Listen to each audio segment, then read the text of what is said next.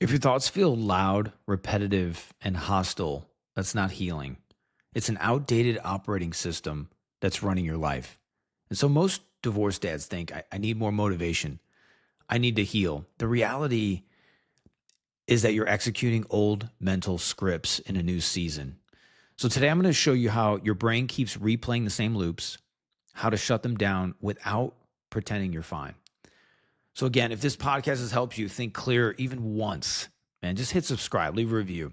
That single action puts us in front of dads who don't know where to turn. They're looking, and that's just one thing you can do to help.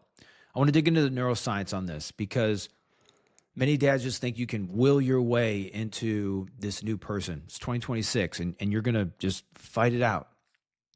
Your brain is under so much pressure that this is what's really going on. The brain conserves energy by repeating known pathways. So after trauma, which divorce is trauma, the brain prioritizes familiarity over accuracy. It prioritizes safety over growth, which is why you keep replaying the same things over and over again. It conserves energy, and it's the easiest thing for your brain to do because it's already wired in. It's the easiest. It's actually known that 80% of the decisions you make are usually already pre-programmed. Why? Because your brain wants the easiest way, the simplified way.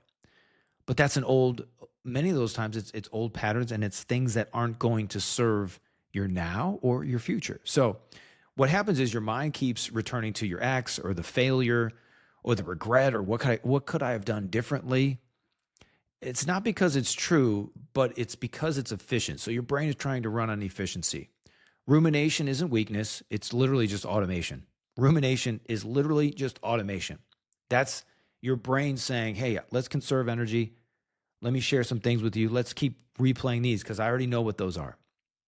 So I want to give you some belief areas in your brain. And then I want to kind of shift them around for you so you can see a little bit of a different way to look at it, because your perception is reality. But if we can change that perception, it changes the reality. It changes the picture. It's looking at it from a different angle, a different view, and gives you a totally different outcome. You know, I watch a lot of football, and I'll tell you what, when they start doing those instant replays on some of those plays, initially, everything looks fine. And then all of a sudden they get this camera angle from like underneath the field that comes up and like, oh, yep, the ball was loose. It's an incomplete pass. We have to do the same thing with our lives and our stories. There are so many other angles that we have to see. And when we see those angles, it unlocks a door that you can walk in next and say, shoot, you know what? Yes, that can be possible. This is working. So let me give you an irrational belief, and then we'll play around with it. Here's one. If I stop thinking about it, I'm avoiding something important, right? You think not thinking about it is deleting that part of your life that was important. So thinking looks like this. Thinking is processing. Replaying is resolving. So what you have to understand is that repetition is not insight. It's just inertia, right? We got to have the new belief of this. So your brain isn't asking for answers. It's asking for direction. It's asking for leadership. It's asking for you in 2026 to say, where are you going to take me? Where are we going? Again, if you haven't jumped in our Skool group and some of these things are new for you to hear about vision or mission or tools or worksheets, get in the group.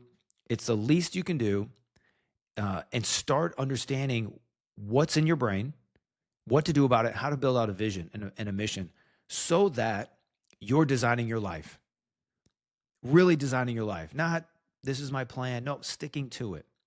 So we want to give your brain a new direction. And the scripture says it like this in Romans 12, which it says, don't be conformed to this world, be transformed by the renewing of your mind. Your mind is in a constant renewal process. And it's possible. It's possible to change. It's possible to get that thought out of your head. It actually is. You have to first capture it, then you transform it by the renewing of your mind. What is the renewing of your mind? It's knowing who you are. It's your identity of who you are as a man, as a dad, and as a follower of Christ. What's your identity? So let's break down the pattern for a second. The pattern is repeated thought loops. Renewing is replacement, not suppression. So what you're going to do is you're going to take that thought, you're going to put it out, you're going to write it down. For example, I've ruined my life. Then we're going to take, if I break it down and I'm sitting with you, then I would say, what scripture, what affirmation are you holding on to? What is your real identity here? Scripture says the old is gone, the new has come. Scripture says that I've given you life and more abundantly. It says that I have great plans for you, plans for a great future and a great hope. That's the identity. That's who you are. Instead of these repeated thought loops. So God never tells men to analyze the past. He tells them to move forward with obedience. That's such a huge concept that in our world today, we're so fixated on fixing the past. What can I do to fix it? And all of these new information, or if I could just do this. I had a guy recently tell me that, I think I do this because my mom didn't love me when I was a kid. It's like, you're 47 years old, man. Like, okay, that happened. Great. What are you going to do differently? Because instead of using that as a trigger, it's now awareness that you can say, cool, because of that, I know I have tendencies. Therefore, I'm going to stabilize and fortify these tendencies so that it's actually a strength and I grow in this area and I'm better for it rather than allowing it to be a weakness. So the FAST system with this, I'd call it a mental execution edition. Mental execution is what we're after. That every thought gets captured. Imagine that. Especially those thoughts that are so low energy for you. Failure, fear, defeat, worry, anxiety, shame, guilt. Those will crush you. So let's transform them. F in the FAST system stands for focus and faith. You know that. And you got to remember, the brain needs a target. So when there's no target, it equals rumination. Why? Because it goes back to what's easy. So set the target. First, we got to set what we're going to focus on. You want to be a better dad? Great. What is a better dad? Not, I just want to be a better dad. Specifics. It needs a specific target. Specific target. A better dad means I have this and this each week with my children. I have one-on-one time with my children. I have this with them. A better dad means that I'm focusing on the good things. And how do we measure that? Well, we get our journal out. We say, what was our day like today? Was it 1 out of 10 that we were focusing on good things or bad things? What was our mouth saying? 1 out of 10, right? So we drill down all of these systems so that you look at the end of the day and say, cool, I am on the right track to where I need to go. It's that simple. I know my target. My brain is going to find those targets. The reticular activating system, which means your eyes are going to start to see those things. It's looking for those patterns. It's looking for those doorways. But you have to set the doorway and you have to set the goal. Otherwise, it won't find it. Accountability and awareness is A in the FAST system. Left alone, the mind defaults to fear. It's the easiest. Leadership requires mirrors, not echoes. You need mirrors to look at it. That's why when people hire me, we talk about blind spots. What are they missing? What can't you see? Where are you stuck? Why are you stuck?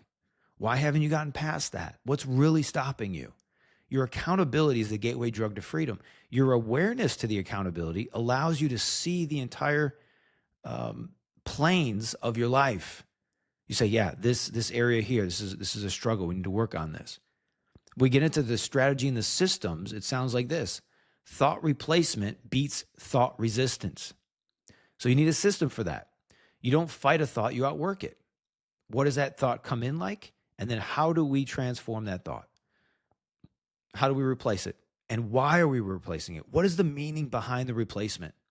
Why does it matter to you for you to be a great dad? Why does it matter for you to have more money in your bank account and in your cash flow? Why does it matter to you that you have peace in your mind and in your home? Why does that matter? And what would that mean to you, having those things?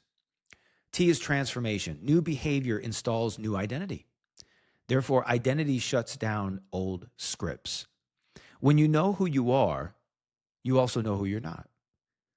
I use this analogy a lot about trash talkers on the football field or basketball or whatever sport you're playing. When somebody would talk trash to me on the football field, I usually wasn't talking trash back because I never wanted to give the opponent a little edge or a little reason to want to beat me. However, when they would talk to me, I wouldn't I wouldn't really even engage in it because that's not who I was. I was a great player. I knew what type of player I was. I knew my skills. I knew my gifts. I knew my identity. I knew my assignment on the field. So when you know your identity, the trash talking becomes just a whisper. It's not loud. When you don't know your identity, then that trash, those whispers are loud. Oh, they're loud. And you believe them. And that becomes your identity. So your transformation is knowing the identity. The identity is tied to your vision. We'll get into a positive psychology tool that is helpful here. And it's a lot of what I said, but it's a little bit more systematized into 3 parts. The first part is name the loop, right? It's a thought intercept protocol. So when a thought comes, how do you intercept it? This is the 3 parts to intercept a thought. 1, name the loop. This is the old story. This is the loop. 2, you redirect physically. Stand up, move, change state. Changing your state will change your story. Many times, a lot of you need to go on a walk or go work out when you're in this place, or jump up and down or whatever. You got to change your state. You got to get moving a little bit because it's going to help you change your story. Number 3 is install a replacement question. What is my next disciplined action? Simple as that. Name the loop, redirect physically, install the replacement question. The movement disrupts your limbic system. It literally just gives you like a reset. It resets and allows you to think without all of this pressure. And then the action restores your brain to be able to have control. That's really it. That's the simplicity of it. You don't argue with outdated software. You uninstall it. It's plain and simple. Uninstall it. So stop debating your thoughts and replace the program. For the next 7 days, I'd love to give you a little challenge here. It's a no loop rule. I wonder if you would take this no loop rule on. I wonder what that would be like in your life. What you said, hey, I'm going to take a no loop rule for 7 days. And this is what it looks like. When a familiar thought appears for 7 days, no loop. Don't analyze it and execute one physical action immediately. So this trains dominance over the mind. So there's lots of these loops. There's lots of these challenges. No loop. Just no loop. No loop. Familiar thought appears. No loop. Don't analyze it. Execute one physical action. And I would say in there, have the identity of who you are so that you're not listening to who you're not. 3 questions I'll leave you with to think about. They'll be in the show notes. What thought do you keep replaying that produces 0 action?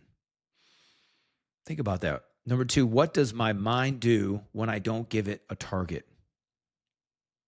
Idleness is the devil's playground. Number 3, what would leadership look like today? Not eventually. What if it was today? I can remember times when I was hoping and I knew a leader was in me, but geez, 90% of my life, I hit it in the back. No, that's not me. It's for other people. I'm not that great of a leader. I can't do that. Nobody wants to hear me or listen to me. What do I have to say? There's so many people that are so much better, so much smarter, talk better, communicate better, look better, have more money, all those things. And I just decided that instead of waiting for somebody to tap me on the shoulder, which is what I did my whole life, hey, I was waiting for somebody to be like, hey, Anthony, you're the guy, do it. And I think if you were to agree in whatever area that might be for you, nobody's going to come tap you on the shoulder. And you're going to have to tap yourself. You're going to have to choose yourself. It's a great book. If you haven't read it, James Altucher, Choose Yourself. Phenomenal book. Read it 10 times. Choose yourself. Choose the man you're becoming. Choose the mindset you want. Choose the dad that you want to become. Choose the words that you want to use. Choose the tone. You get to choose. And you are the master of that ship.